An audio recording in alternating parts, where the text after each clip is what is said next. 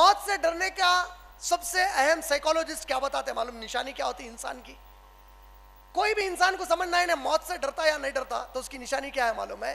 उन्हें कभी भी अपनी लाइफ में उन चीजों के पीछे कमिटेड रहता जिसमें कोई मिशन ऑफ लाइफ नहीं रहता, उसका मकसद हयात कुछ भी नहीं रहता। उसको मालूम नहीं पैसे, ये नौकरी कई को कर रहा उसको नहीं मालूम, ये बिजनेस कई को कर रहा उसको नहीं मालूम, ये कई को कर रहा, इससे उसको क्या होने वाला है, नेक्स्ट नस्ल को क्या होगा, इससे इस्लाम को और दीन को क्या होगा, कुछ भी। नौकरी मिल गई, पैसा आ रहा, पैसा आ रहा। साइकोलॉजिस्ट बोलते हैं ये वो शख्स होता जिसको मौत से खौफ होता और पैसे की ख्वाहिश होती। ये लोग कभी भी खरीदे जा सकते या डराए जा सकते, मालूम है? ये लोग कभी भी खरीदे जा सकते, कभी भी डराए जा सकते। मिशन ऑफ लाइफ कुछ भी नहीं है उनके।